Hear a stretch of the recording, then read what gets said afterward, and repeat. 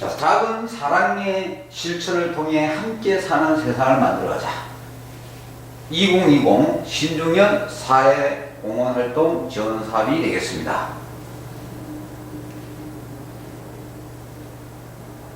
자, 마음 진짜 나눔의 마음, 가식적이 아닌 진정성이 있는 아름다운 배려의 마음이었습니다. 자, 사회공헌활동 지원사업은 옛말에 남을 위해 좋은 일을 한 것은 순기라고 했습니다. 자, 그런데 사회공헌활동 지원사업은 왼손이 한 일을 오른발도 알게 하라. 즉, 널리 알리시라는 얘기입니다. 우리 참여자 선생님들께서 활동하시는 사회공헌활동에 대해서 널리 알려주십시오. 그리고 여기에 참여하지 않는 많은 분들이 같이 이렇게 참여하셔서 아름다운 세상을 같이 만들어가면 얼마나 좋겠습니까? 자, 신중년 사회공헌활동 참여과정 주요 프로세스입니다. 페이지 13페이지입니다. 첫 번째로 신청 및 승인입니다. 자, 참여자 자격 요건은 전문 인력이 필요한 비영리 단체, 사회적 기업 또는 공공기관 등에서 경력 3년 이상의 퇴직자, 그리고 나이는 50세 이상 70세 미만의 신중년이 되겠습니다. 자, 그리고 국가기술 자격이나 국가전문 자격 또는 국가공인 민간 자격증을 소지한 분도 되십니다. 그리고 미공인 민간 자격일 경우에는 자격기본법에 의해 등록된 민간 자격이어야 되며 관련 교육 30시간 이수를 했을 경우에 운영기관이 심의하여 승인하는 경우는 3년 이상 경력과 동일하게 인정을 해드립니다. 자, 여기서 중요한 것은 운영기관이 심의하여 승인하는 경우입니다. 이거 꼭 기억해 주시고요. 자, 페이지 14페이지입니다. 수행업무 관련 자격기본법 제2조에 따른 국가자격 및 민간자격증 공인자격이라고 했습니다. 한 번 더 이렇게 강조를 해드리는 겁니다. 자격증과 활동 분야와의 관련성이 있어야 됩니다. 자, 자격증이 있으시되 활동 분야와 관련성이 없으면 무용지물이죠. 그리고 해당 사회공헌활동 수행에 직접적으로 관련이 있어야 되고 3년 이상의 경력과 동등한 수준의 지식, 기술을 인정할 수 있는 경우 민간 등록 자격 등도 된다고 했습니다. 자, 부적격자입니다. 자, 자격증이 있으신데 일반적인 자격증은 안 됩니다.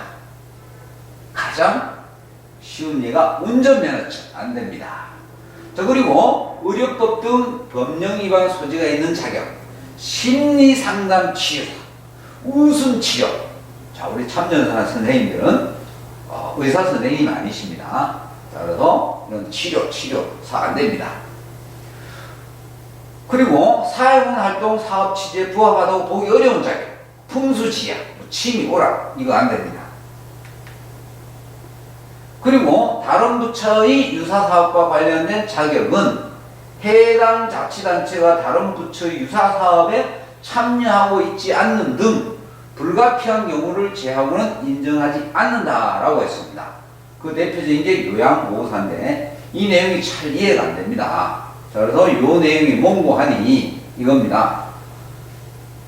지방자치단체가 요양보호사와 예를 들어서 지방자치단체입니다. 자, 운영기관이 지방자치단체의 승인을 받아서 운영기관으로 지정이 된다고 그랬죠. 그런데 지방자치단체가 요양보호사와 관련된 보건복지 사업을 하고 있어요.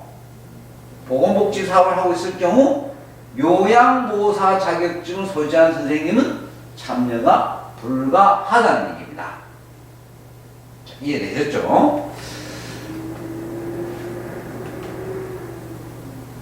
자, 경력 인정 기준입니다. 자, 경력은 직업으로 발생된 경력이어야 하며 활동 분야와 관련성이 있어야 됩니다. 그리고 분야를 특정하기 어려운 경력은 해당 종사 직무 경력을 확인하여 활동 분야와 이렇게 관련이 있어야 됩니다. 그래서 이 경력은 우리 선생님들이 관련된 이런 경력 증명서를 반드시 이렇게 첨부를 해서 운영기관에 제출을 하셔야 됩니다.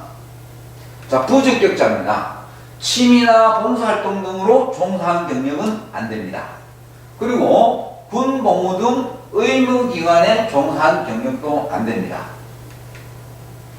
그리고 보건복지부 사회복지활동 지원과 중복될 수 있는 활동 분야 인정받고자 하는 경우 안 됩니다. 자, 65세 이상인데 자, 여기에 가장 대표적인 게 요양보호사입니다. 요양보호사. 64세까지는 요양보호사 가지고 참여 선생님으로서 참여를 할 수 있습니다. 자, 그런데 만약에 65세가 됐다. 자, 이럴 경우에는 참여가 가급적 안 됩니다. 이거는 65세 이상의 경우에는 안 된다는 걸 한번 이렇게 살펴보시고, 이 경우에는 운영기관과 반드시 요양보호사를 가지고 65세 되신 선생님은 운영기관과 꼭 이렇게 상담을 해 주시길 바랍니다. 그리고 사회통념상 해당 분야 경력을 인정하기 어려운 경우도 안 됩니다. 자, 페이지 15페이지입니다. 자, 노동시장 재직자 참여 제한 대상입니다. 근로시간 단축형 임금피크제, 점진적 퇴직 등 적용으로 시간제 활동 지원에 종사하고 있는 사람은 근로시간에는 안 됩니다. 당연히 안 되겠죠. 그죠? 그 외에는 참여가 가능합니다. 자, 그리고 타재정지원 활동 지원 사업. 자, 예를 들어서 뭐 노인 일자리 지원 사업이나 지방자치단체 또는 세일센터 훈련 참여자는 참여 제한을 받을 수가 있습니다. 자, 그래서 전일제 직접 일자리 사업에 참여할 경우, 자, 다른 사업과 참여일이 겹치지 않는다면 중복 참여도 가능합니다. 자, 시간제 사업의 경우 시간대가 중복되지 않는다면 중복되지 않는다면 시간이 중복되면 안 되겠죠. 다른 사업에도 같은 시간대에 활동을 한다. 있을 수 없는 얘기죠. 이럴 경우에는 중복되지 않는다면 참여가 가능합니다. 시간이 중복되지 않는 경우에 다른 사업이나 또 사회공활동 중복해서 참여가 가능하다는 얘기입니다. 자, 시간대, 간헐적 사업의 경우에도 동일한 기간에 3개 이상, 자, 보건복지부 하나 참여를 해요. 그 다음 고용노동부 사업을 하나 참여를 해요. 자, 그럼 2개지 않습니까? 근데 3개 이상은 안 된다는 얘기예요. 2개는 되지만은 3개는 안 된다는 얘기입니다. 자, 3개의 경우에는 참여 시간과 무관하게 중복 참여로 간주합니다. 자, 참여자 신청서 작성 시 페이지 16에 또 작성 예시가 있습니다. 그거 이렇게 참고를 하셔서요. 여기 보면은 예를 들어서 자격증이 있습니다. 1.2에 보면은 정보 처리 산업기사, 네트워크 관리사. 자, 이렇게 적어 주시면 되고요. 자, 만약에 자격증이 이거 말고 뭐 요리사 자격증이 있다라고 했을 때는 그것도 적어 주셔야 됩니다. 만약 우리 선생님들이 정보 처리 산업기사나 네트워크 관리사로 연계될 참여기관이 없을 경우에는 요리사 자격증을 가지고 참여기관을 연계해 드릴 수가 있기 때문에 연계할 수 있는 이 범위가 넓어지죠. 그래서 이것도 세세하게 자세하게 적어주시면 아주 좋습니다. 그리고 나머지 부분 참여 희망 분야나 활동 지역, 희망 지역도 이렇게 꼭 적어주시고요. 자, 그리고 개인정보 이용에 대한 동의서 페이지 17에 있습니다. 그것도 꼭 동의서에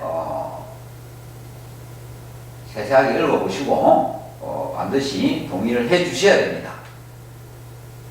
자, 전문 경영 기술서를 작성하실 경우에는 페이지 18에 예시가 있습니다. 그것도 전문 경영 내용, 또 자세하게 우리 선생님들이 여태까지 살아오신 그 경영 내용을 자세하게 이렇게 적어 주셔야 경영으로 인해서 이렇게 연결을 해 드릴 수가 있습니다. 그 연계 가능성이 상당히 높아진다는 얘기죠. 자, 그러면 신청 및 승인이 끝나면은 이제 연계를 합니다.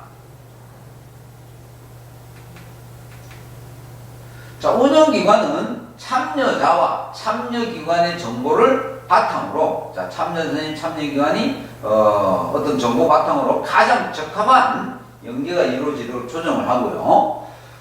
운영기관이 참여자와 참여기관을 선정한 후에 양측에 이제 통보를 해드립니다. 그리고 참여 선생님과 참여기관이 협의할 수 있도록 필요한 정보를 이렇게 제공을 해드리고요. 자, 양쪽이 모두 연계에 동의를 하면 양쪽의 의견을 수렴해서 최종 승인을 통해 활동 개시를 확정을 합니다.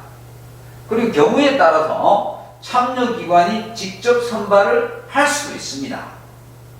그래서 이 경우에는 참여기관이 사전에 직접 선발 계획서를 제출해서 우리 참여자 선생님들을 직접 이렇게 선발을 할 수도 있다는 거 알아두시고요.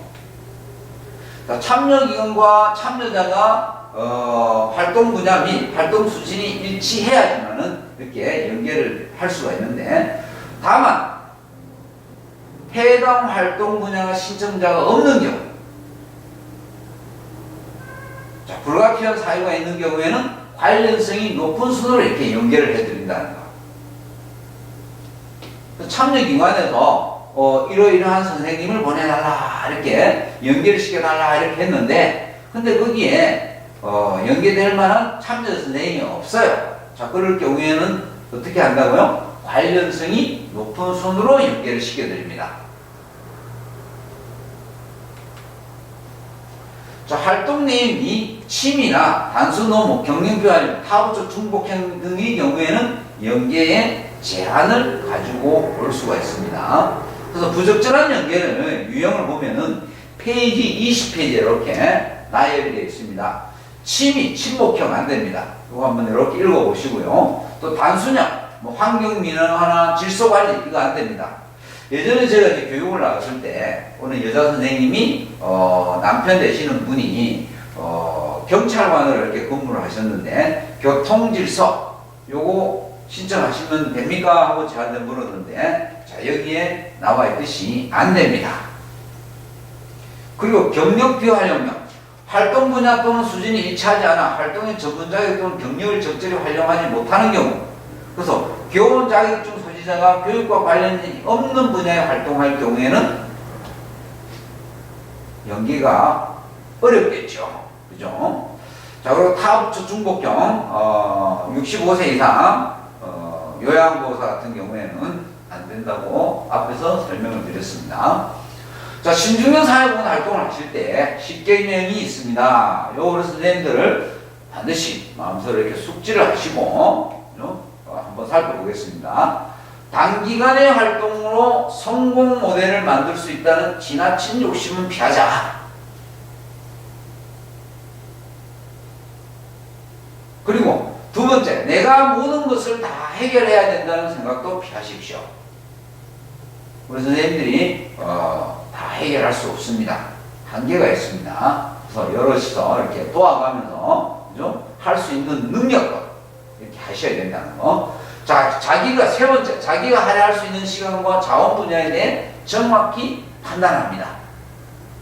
지원 분야에 대해서 우리 선생님들이, 이거 제가 충분히 지원할 수 있는 분야인지, 제가 만약에 영어 선생님이었는데 일본어를 가르치면 안 되잖아요. 그래서 정확히 판단하셔야 되고, 그럼 장애인 취약계층에 대해서는 애정과 존경으로 대하자. 아주 중요하죠. 우리 선생님들도 강의를 하는 저나 우리 선생님이나 어떤 우발적인 사고로 인해서 장애인이 될 수도 있습니다. 자, 그래서 장애인이 곧 나라는 생각을 갖고 애정과 존경으로 대해 주십사 하는 말씀. 그 다섯 번째, 참여기관을 방문할 때는 검소하고 단정한 옷차림을 하자. 자, 어떤 그 선생님들은 양복에 넥타이를 탁 메고 아주 반짝반짝하게 해서 가시는 분들이 있습니다. 자, 우리 선생님들 어디 직장 다니시는 거 아닙니다. 참여기관 가셔서 대상자들 상대로 자원봉사, 즉 사회공헌활동을 하러 가시는 겁니다. 그래서 검소하고 단정한 옷차림 아주 중요합니다. 여섯 번째, 나와는 다른 그들의 다양성을 인정해 주자. 그럼 우리 선생님들은 열심히 살아오셨습니다. 아주 근면하시고, 그리고 주관도 아주 뚜렷하십니다. 자, 그런데 우리 사회공헌활동은 나의 주장을 하러 가는 것이 아닙니다. 자, 그래서 대상자들이 아주 다양한 어떤 성격과 사고를 가지고 있습니다. 그것을 인정해야지만이 원만한 사회공헌활동을 하실 수가 있습니다. 자, 일곱 번째, 그들이 하는 말을 경청하고 진심으로 이해하려고 노력하자. 자, 우리 선생님들 이해하는 노력 많이 하셔야 됩니다. 그리고 경청하셔야 됩니다. 우리 선생님들 주장하시면 절대 안 됩니다. 자, 여덟 번째, 문제점 지적보다는 대안을 제시해주자. 어떤 문제점이 발견이 됐을 때 그 지적보다는 어떤 좋은 방안 이런 걸 한번 이렇게 제시해 보는 거 아주 중요하죠. 그다음 아홉 번째, 참여기관의 목적과 배경을 이해하고 서비스를 제공하자. 자, 우리 선생님들이 어디에서 경영 전략을 이렇게 연구하고 그걸 대기업에서 이렇게 적용을 했다. 근데 참여기관이 이거는 좀 아니다. 그래서 우리 선생님들이 이걸 접목하자. 이런 하시면 안 된다는 얘기죠. 그래서 그 참여기관의 목적이 뭐고 배경이 뭔지를 이해를 해 주셔야 됩니다. 그리고 전문용어나 외래어는 피하셔야 됩니다. 우리 선생님들 예를 들어서 영어를 좀 아신다고 참여기관에 가서 영어를 이렇게 곧잘 쓰십니다. 아주 안 좋습니다. 참여기관은 공익적 서비스를 추구하는 그런 기관들입니다. 아주 좋은 일들을 많이 하죠. 그래서 거기 가시면은 우리 선생님들이 지식 수준이 높다 해서 전문 용어나 외래어는 피하셔야 됩니다. 절대로 쓰시면 안 됩니다. 아주 중요합니다. 자, 다음 세 번째 단계로서 사전 직무 교육입니다. 자, 연계가 끝나면은 사전 직무 교육을 받으셔야 되는데, 자, 저희들이 이렇게 교육하는 교육기관에서 고용노동부로부터 지정을 받은 교육기관에서 사전 직무 교육을 받으셔야 됩니다. 그래서 부득이한 사유로 사회공헌활동 전에 교육을 이수하지 못한 경우에는 활동 개시 이후에도 이수를 하셔도 됩니다. 그리고 이 사전직무교육은 사회공헌활동의 소개 및 유의사항, 참여기관의 이해, 소통의 기술 등 필요한 교육을 제공합니다. 선생님들 꼭 이걸 받으셔야 됩니다. 자, 그리고 교육시간은 집체교육시간 8시간입니다. 자, 그리고 2020년 이전에 2019년도에 교육받은 이력이 있을 경우에는 4시간 교육만 받으시면 됩니다. 자, 혼업가정은 교육시간의 2분의 1 이상은 집체교육으로 실시하고 1일 4시간 이상을 받으셔야 됩니다. 3시간 받으시면 인정이 안 됩니다. 자, 페이지 21페이지예요. 사전직무교육은 사회공헌활동 시간에 포함이 됩니다. 그래서 교육시간에 다른 참여수당과 활동실비를 받을 수가 있습니다. 그래서 오늘 이렇게 교육받으시는 거 수당하고 활동실비가 이렇게 지급이 됩니다. 자, 참여자 교육 미이수 시 지원금 지급이 되지를 않습니다. 자, 반드시 교육을 이제 받으셔야 된다는 얘기죠. 자, 활동기간 종료 시점까지 교육을 미수할 경우에는 참여수당 지급이 취소된다는 거. 그래서 반드시 교육을 받으셔야 된다는 말씀을 강조해 드리고요. 자, 페이지 22페이지입니다. 자, 사전직무 교육 끝나면은 신중형 사회본 활동을 이제 하시게 되는데요. 자, 연계가 완료된 참여자와 참여기관은 활동 협약에 따라서 신중형 사회본 활동을 실시를 하는데 반드시 활동 협약서를 작성을 해 주셔야 됩니다. 어떠한 활동을 하겠다. 그래서 참여자와 참여기관이 서로 협의를 해서 그 활동 협약서에 쌍방간에 활동 협약서를 작성을 하셔서 운영기관에 제출을 하셔야 된다는 것. 그리고 기관의 전담자는 참여자의 활동 실적. 자, 참여기관의 담당 선생님입니다. 담당 선생님은 참여자의 활동 실적, 그리고 활동 실적에는 활동 일자, 몇 월 며칠, 며칠부터 몇 시에 어떤 활동을 하셨느냐, 이런 걸 기록해서 관리합니다. 그리고 월간, 자, 요거는 전월 20일부터 당월 19일까지입니다. 그래서 월 1일부터 30일까지가 아니라 전월 20일부터 당월 19일까지입니다. 단위 기간이 이렇게 된다는 거 우리 선생님들 꼭 기억해 주셔야 됩니다. 그래서 이게 왜 그런 거 아니에요? 결국은 활동 실비하고 수당을 이렇게 계산을 할 때 선생님들이 자꾸 1일부터 30일까지 이렇게 계산을 하시니까 이게 좀 틀려집니다. 그래서 전월 20일부터 당월 19일까지가 하나의 단위 기간이라는 거. 그래서 지원금 신청서를 당월 22일까지 운영기관의 우편이나 온라인 등의 방법으로 이렇게 제출을 해야 된다는 거. 그리고 전담자는 참여기관의 전담자는 기관의 명의로 참여기관의 명의로 오크넷 사이트에 개별 참여자의 월별 실적을 이렇게 입력을 하고요. 그 운영기관은 말일에 참여수당과 활동 실비를 교통비하고 식비죠. 그리고 수당 1시간에 2,000원에 해당되는 수당을 우리 참여자 선생님들 통장 복사해서 운영기관에 냈지 않습니까? 그 운영기관에서 참여기관이 참여수당과 실비를 보내는 게 아니라 운영기관이 우리 말일까지 해서 우리 참여자 선생님들 통장으로 이렇게 입금을 해드립니다.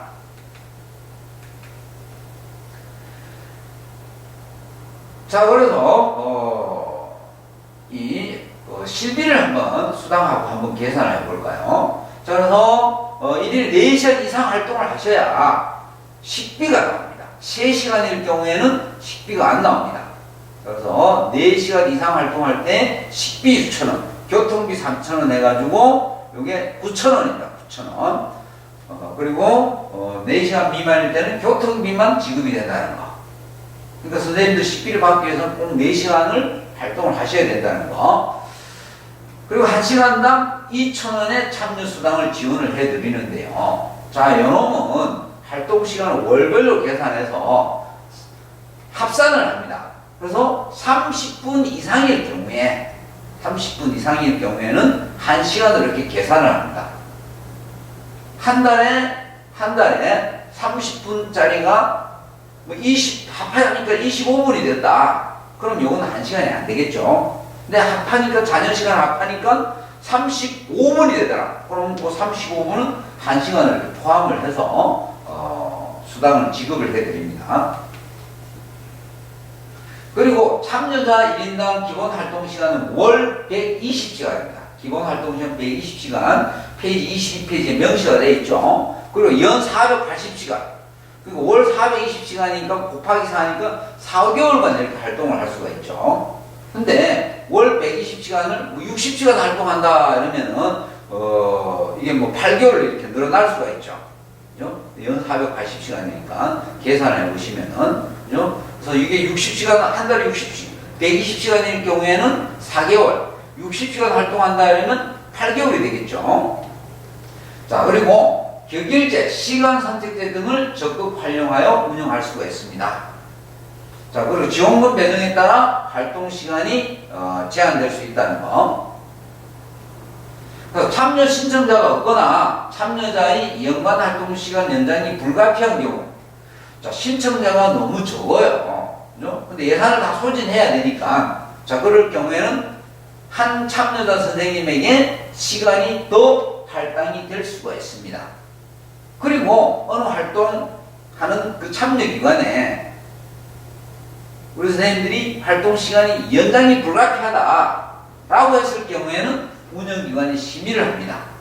그래서 100분의 50 범위 내에서 약 한 240시간이겠죠. 480시간이 절반이니까 240시간 내에서 연장을 승인을 할 수가 있습니다.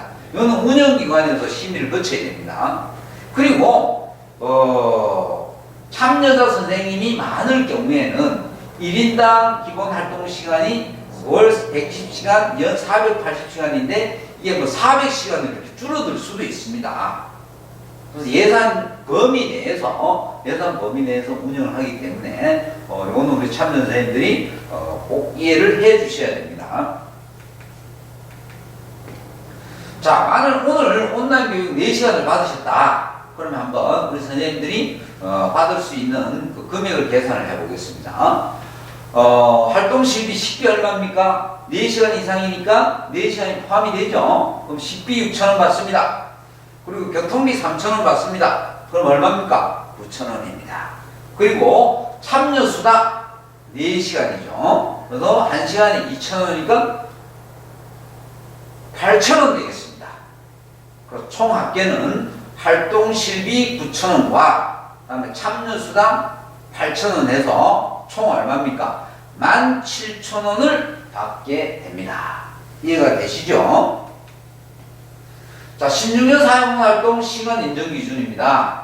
자, 만약에 우리 선생님들이 번역을 하신다. 그럴 경우에는 200자 원고지 5매입니다. 또는 A4 한 매입니다. 자, 이때는 A4의 글자 포인트 크기가 15포인트입니다. 15포인트. 이 한 매를 2시간으로 인정을 해야 됩니다. 그리고 작가 및 대필가 경우에는 200자 원고지 5매 또는 A4 한 매를 1시간을 이렇게 인정을 해드립니다. 자, 활동 내용에 따라서 지속적인 참여가 필요한 운영기관 승인이 받은 경우 월 120시간 이상 참여도 가능하다고 그랬죠. 그리고 지원금 지원 인정기간은 참여자에 대한 지원금은 2020년 중에 활동에 한정하여 지급을 합니다. 2019년은 안 됩니다. 그리고 활동의 종료는 운영기관이 별도로 공지하는 날까지입니다. 그래서 우리 선생님들이 활동을 더 하셔야 되는데, 자, 예를 들어서 480시간이니까 한 400시간 정도 했는데 운영기관에서 활동을 중지해 주십시오 라고 했을 경우에는 우리 선생님들 중지를 해 주셔야 됩니다. 가끔 운영기관과 이렇게 마찰이 생겨서 강의를 한 저한테 이렇게 전화를 해 오십니다. 480시간이라는데 왜 운영기관에서 활동을 그만하라고 하느냐? 나는 돈이 중요한 게 아니라 집에서 무료하게 있는 것보다 활동하시는 게 내한테는 너무 건강에도 좋고 즐겁다. 이렇게 이제 그 전화를 해오신 분이 있습니다. 맞습니다. 활동하시는 거 참, 그죠? 어떤 자기 성취감 좋습니다. 자, 그런데 중요한 거는 운영기관에서 내려받은 예산이 있습니다. 그 예산 범위 내에서 우리 참여자 선생님들한테 지원금을 드려야 되기 때문에 조기에 이렇게 소진이 될 수도 있습니다. 왜? 참여자 선생님이 많이 이렇게 참여를 했을 경우에는 480시간이 아니라 400시간으로 이렇게 또는 300시간으로 이렇게 줄일 수도 있다는 얘기죠. 좀 요거 꼭 이렇게 이해를 해 주십사는 말씀을 드리고요. 자, 그리고 운영기관에서 상해보험에 가입을 해드립니다. 그래서 사회공헌 활동하시다가 사고가 났을 경우에는 이렇게 상해보험에 가입을 해서 지원을 해드립니다. 그리고 보험료는 운영기관에서 지원을 해드립니다. 그래서 신중년 사회공헌 활동과 관련된 사고로 인한 참여자 본인이 사망, 후유장애에 대해서 보험금을 지급을 해드리는데요. 자, 여기서 중요한 것은 우리 선생님들 가끔 이렇게 질문을 해옵니다. 우리 선생님들이 사회보험 활동을 하기 위해서 아침에 출근하다가 만약 사고가 났다. 이거 보험 혜택 못 봅니다. 그리고 퇴근할 때도 안 됩니다. 그리고 참여기관에 활동을 할 경우에 지정된 그 공간이 있습니다. 그 공간 이외에서 사고가 났다. 안 됩니다. 예를 들어서 우리 선생님들이 참여기관에서 사회보험 활동을 하시다가 예를 들어서 주차장에 차를 좀 이렇게 옮겨달라고 했다. 자, 근데 활동 시간인데 그 차를 이렇게 이동을 하다가 만약에 안에서 저쪽 사고가 나서 목이 삐걱했다. 자, 이거 활동 장소가 아니었잖아요. 그럼 이거 혜택 못 봅니다. 자, 그리고 상해 보험에 개인적으로 이렇게 또 이렇게 가입됐다 했을 경우에는 2개 혜택 못 봅니다. 그래서 참고를 해주시고요. 그래서 관련된 사고 발생에 대해 보험금 지급을 원하는 참여 선생님은요, 법정 대리인이나 상속인을 통해서 진단서나 사고 경위서, 진료 비용, 신분증, 통장 사본 등을 운영기관에 제출할 경우에는 보험 혜택을 받을 수가 있습니다. 가끔 우리 선생님들이 이렇게 나이가 이렇게 좀 되시는 분들이 이렇게 활동을 하시다가 가끔씩 쓰러지는 경우도 이렇게 발생이 됩니다. 자, 그때는 이렇게 보험 혜택을 볼 수 있다는 걸 다시 한번 강조를 해드립니다. 자, 활동 종료입니다. 페이지 24페이지. 자, 우리 선생님들이 참여기 활동 협약서에 명시한 목표를 달성했다. 목표 달성하면 활동 종료지 않습니까? 그리고 활동 중지를 희망하는 경우 활동 종료를 할 수가 있습니다. 이와 같은 경우에는 될 수 있는 대로 우리 선생님들이 정해진 그 기간 동안에 참여기관과 협의한 그 기간 동안 활동을 이렇게 다 해주셔야 되는데 피치 못할 사정을 내서 중간에 그만두신다 라고 했을 경우에는 조기에 활동을 중지를 할 수도 있지 않습니까? 자, 그런 경우에는 반드시 활동 종료 사실을 운영기관에 알려주셔야 됩니다. 그리고 운영기관은 참여자에게 미지급된 참여수당과 활동실비를 정산하여 지급을 해드립니다. 그리고 참여자가 확인 요청을 할 경우, 자, 실적 확인서, 우리 참여자 선생님이 어느 참여기관에서 이러이러한 활동을 하셨다, 사용 활동을 하셨다, 이 실적 확인서 필요한 경우가 있습니다. 어디 제출할 경우에 그때는 이렇게 발급을 받을 수 있다는 것. 그리고 활동을 종료한 경우에는 창업, 취업 지원 및 자원봉사 정보 등을 제공하는 사후관리를 받을 수 있다는 것. 그리고 사회적 기업 창업 지원도 받을 수가 있습니다. 그래서 참여 선생님이 본사업 참여를 마치면 사회적 기업 창업을 희망하신다 할 경우에 동아리를 구성해서 운영할 수 있도록 지원 창업 정보 등을 이렇게 안내받을 수 있다는 것. 안내받는다는 게 아니라 안내받을 수 있다 했습니다. 취업 지원 안내. 자, 참여자 선생님은 본사업 참여를 마치면 취업 희망자에 대해 장년층 대상 취업 지원 제도 및 고용센터나 중장년 일자리 희망센터의 취업 지원 서비스 등을 안내받을 수가 있습니다.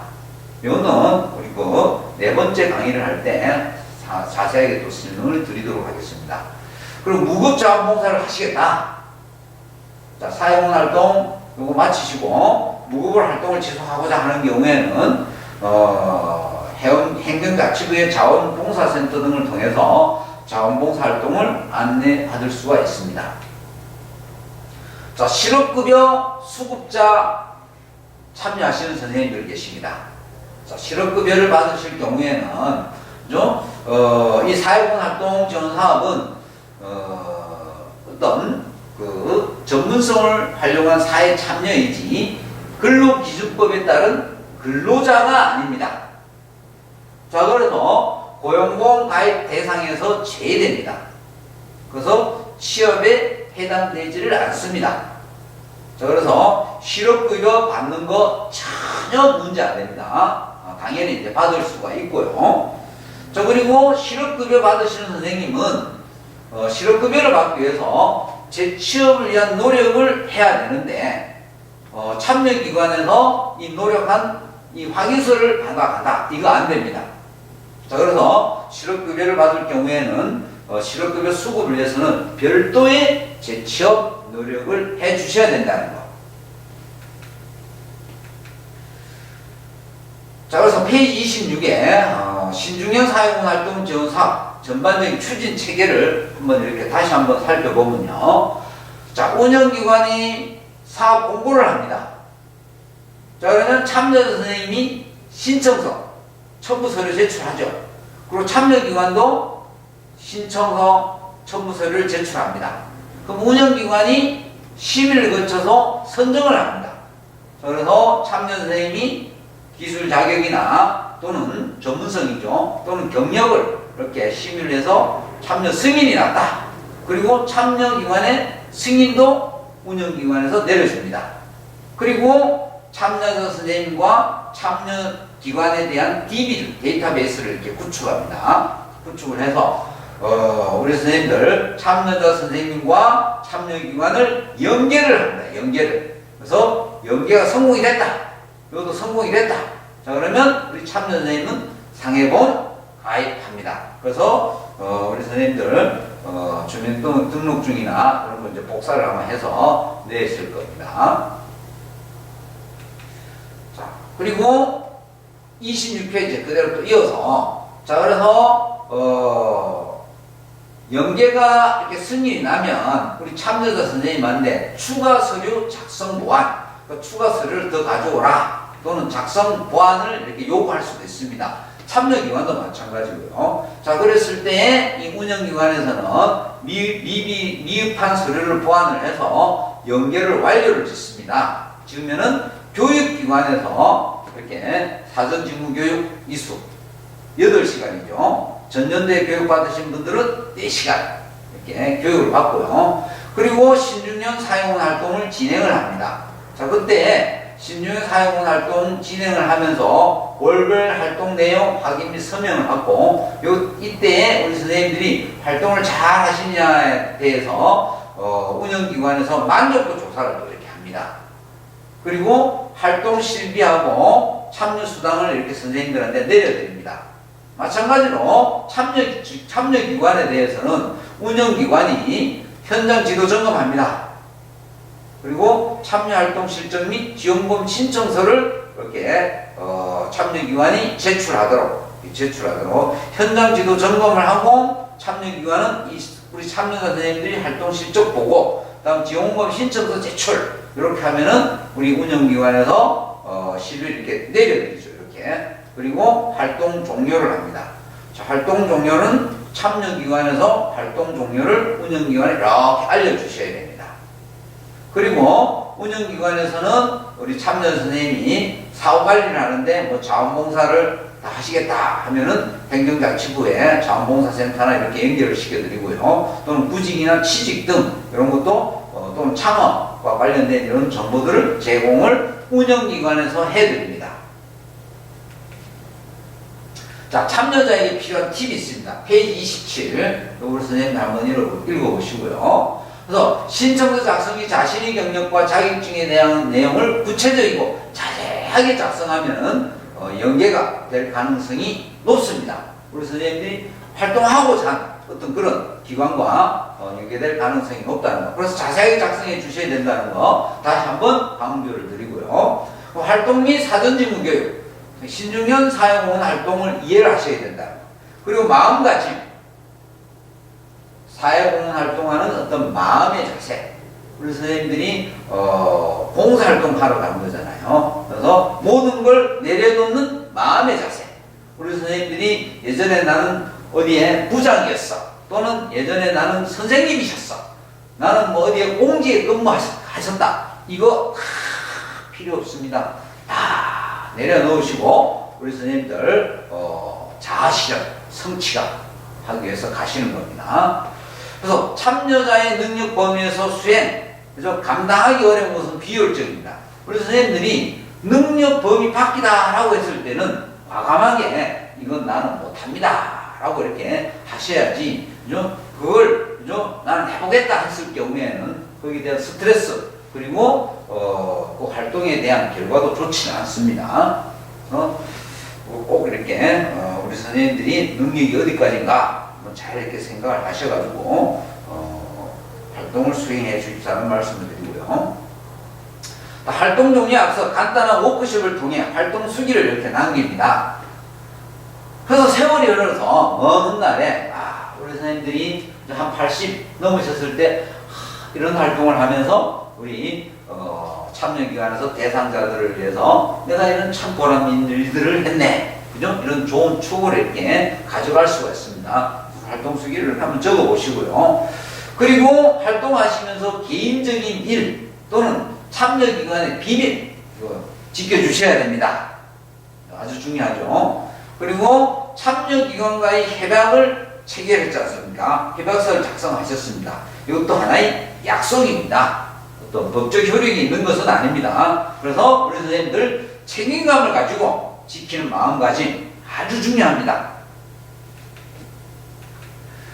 자, 그리고 페이지 28에 활동 분야가 이렇게 세세하게 경영 전략, 마케팅, 홍보, 인사 노무, 재무, 회계, 금융, 외국어, IT 정보와 문화예술, 행정지원, 그리고 각각에 대해서 어떤 분야에서 활동을 하시느냐, 저 페이지 28에 도표화된 그 활동 분야가 있으니 우리 선생님들 이걸 이렇게 참고를 하시면 될 것 같습니다. 자, 희반행위 유형별 조치 기준입니다. 자, 부정수급 아주 중요하죠. 페이지 29에 명시가 되어 있습니다. 자, 운영기관은 우리 참여자 선생님 그리고 참여기관이 부정행위 예방을 위해서 정기 수시 지도 점검을 실시하도록 되어 있습니다. 그래서 부정수급 행위가 적발될 시 사실조사 후에 고용노동부에 보고를 하게 되어 있습니다. 그리고 부정수급 조사는 사전고지를 원칙으로 하나 조사 목적을 달성하기 위해 불시 점검을 실시할 수도 있습니다. 언제 조사를 하겠다라고 사전고지를 원칙으로 하는데, 근데 불시에 점검을 할 수도 있다는 거 이거 알아주시고요. 그리고 참여자 및 참여위원은 부정수급 조사에 적극 협조를 하셔야 됩니다. 그리고 부정수급 조사 및 자료 제출 요구를 2회 이상 자료 제출을 하라 근데 제출 안 했습니다. 다시 한번 하시라 했는데 2회 이상 거부한 경우에는 지원금 중단을 합니다. 그리고 당일 참여자와 참여기관에 대해서 연계를 제한할 수 있다는 것. 자, 부정수급의 판단 기준 그 사례에 보면요. 자, 참여자 선생님이 부정수급 어떤 경우냐? 지원금을 부정수급할 의도로 신청서 등 제출서를 허위로 작성 및 제출한 경우. 자, 이와 같은 경우에는 어떤 경우냐면은 우리 선생님들이 경력증명서를 이렇게 제출 못하는 경우가 있습니다. 자, 이럴 경우에는 갖다 경력증명서를 운영기관에 제출한다고 말씀을 하고 활동을 하십니다. 근데 그리고 교육도 활동을 하시다가 나중에 교육을 받을 수가 있으니까, 그죠? 그래서 활동을 하시면서 경력증명서를 갖다 드릴게요 했는데 제출을 안 하고, 그죠? 이럴 경우에는 어찌 됩니까? 문제가 되죠. 그리고 근로자 신분을 속이고 사업에 참여하는 경우, 그죠? 자, 어디에 하루에 이제 8시간씩 이렇게 근무를 하는 경우가 있습니다. 자, 이런 경우 어찌 됩니까? 그죠? 문제가 되죠. 그죠? 그리고 다른 재정 지원 활동 지원 사업에 중복 참여하는 것. 자, 요거 우리 선생님들은 아주 중요합니다. 나도 모르게 부정수급이 될 수도 있습니다. 자, 우리 선생님들이 고용노동부의 사회원 활동 지원 사업에 내일 오전 9시부터 1시까지 이렇게 활동을 하신다. 자, 그런데 보건복지부에 내일이 아니고 모레 오전 9시부터 오후 1시까지 활동을 하게 돼 있었어요. 자, 그런데 행정적인 착오가 될 수도 있습니다. 행정적인 착오로, 내일 고용노동부에서 활동을 하는데, 행정적인 착오로 보건복지부 활동이 내일로 이렇게 서류가 처리됐다. 자, 이런 경우 어찌 되겠습니까? 부정수급이죠.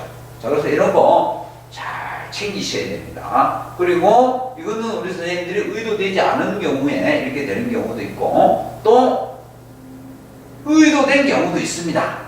자, 그래서 이런 거 우리 선생님들 조심하셔야 됩니다. 그리고 다른 재정 지원 활동 중 우리 참여 선생님들이 1000명 중에 한 3명, 4명 이렇게 참여 선생님들이 꼭 있습니다. 이런 거. 그죠? 그래서 이거 부정수급이 되니까 요즘은 전산화가 되어 있기 때문에 이거 잘 찾아냅니다. 그래서 이거 꼭 좀 조심해 주시고요. 자, 그리고 참여기관이 부정수급이 되는 경우도 있습니다. 지원금을 부정수급할 의도로 기존에 채용한 근로자를 본사업 참여자로 참여시키는 경우. 자, 기존에 잘 근무하고 있었습니다. 참여기관에. 자, 그런데 이 지원금 받겠다 해서, 그죠? 기존의 근로자를, 그죠? 여기에 사회공헌활동 참여자를 이렇게, 그죠? 등재를 해서, 그죠? 사회공헌활동 참여하기 및 지원금 신청서를 허위로 제출한 경우. 어찌 됩니까? 이것도 부정수급이죠. 이것도 조심해 주셔야 되고요. 자, 부정수급에 대한 제재는, 그죠? 참여금지 기간 중 활동한 내용에 대한 지원금 지급하지 않습니다. 그리고 기지급된 지원금 반납 회수합니다. 그리고 여기 법에 명시되어 있듯이 부정수급액에 대해서 5배까지 이렇게 제재 부과금이 부과가 됩니다. 그리고 정부지원금을 부정하게 이렇게 신청하였거나 수급한 참여자에 대해서는 그 신청일 또는 수령일로부터 2년간 사업 참여 금지가 됩니다.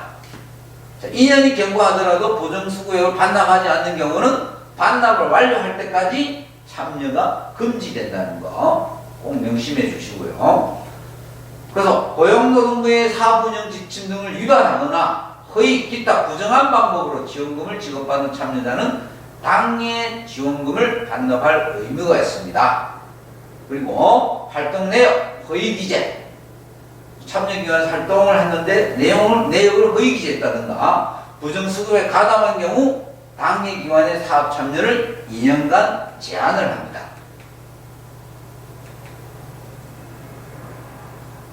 그래서 신중년 페이지 30에 나와 있습니다. 신중년 사회공헌활동 지원사업 협약 지침을 위반한 경우 유형별 조치 기준에 따라 주의 및 시정 지시가 되고요. 경고, 지원 중단, 부정수급의 환수, 참여 제한 등의 조치가 내려집니다. 그리고 우리 선생님이 하나의 행위가 다른 여러 개와 이렇게 연계가 됐다라고 했을 경우에는 그 하나의 부정행위가, 위반행위가 각각의 이렇게 위반으로 이렇게 취급이 된다는 거. 이것도 꼭 이렇게 알아주시고요. 그 위반행위가 적발될 시 이후 참여가 제한될 수 있다는 거. 그리고 아까 5배까지 이렇게 제재 부과금이 지급이 된다고 그랬습니다. 자, 페이지 30에 보면은 기본 강제 징수 사례. 자, 우리 선생님들이 보시면은 참여기관이 참여자 선생님들을 사회공헌활동에 참여를 전제로 해서 우리 선생님들이 받는 활동 실비와 참여 수당을 기부금을 강제 징수하는 거. 예전에 이런 경우가 있었던 모양입니다. 그래서 지금은 이런 기관들이 없습니다. 근데 혹여나 이런 경우가 있을 경우에는, 그죠? 기부금 강제 징수 사례도보다 부정수급이 된다는 거. 그래서 참여기관은 강제 기부금을 요구할 수가 없습니다. 자, 그래서 지원금 부정수급에서 허위 요약을 이렇게 해보면요. 실적 등 지원금 서류 허위 제출한다든가 신청서를 허위 제출했을 경우, 그리고 타 재정 지원 활동 지원 사업 중복 참여 안 된다 그랬죠. 중복 안 됩니다. 경력 허위. 그래서 이제 조치는 사회공헌활동 지원 협약을 해지를 하고요. 부정수급의 환수, 지원 중단이 된다 그랬습니다. 그리고 2년간 사업 참여 금지가 됩니다. 그리고 사전전문교육, 미수시 1차 주의 및 지원금 이해, 2차 경고 및 지원금 이해. 자, 여기서 중요한 건 지원금이 이제 나가지를 않는다는 얘기죠. 그죠? 그래서, 이 교육은 활동기간 종료 시점까지, 그죠? 이 기초교육을 이수를 하면 됩니다. 기타 참여자 관리 부적정할 경우에는 1차 주의, 그죠? 2차 경고입니다. 그래서 운영기관의 참여자 관리 부실로 인해 참여자 부정수급이 발생할 경우 지방관서 판단에 따라 운영기관 참여 제한 등의 조치가 이렇게 내려집니다. 그리고 관계서류 비치 위반, 그죠? 이런 것들은 우리 선생님들과 그다지 이놈은 운영기관 이게 해당이 되니까. 그래서 공통사항이 있습니다.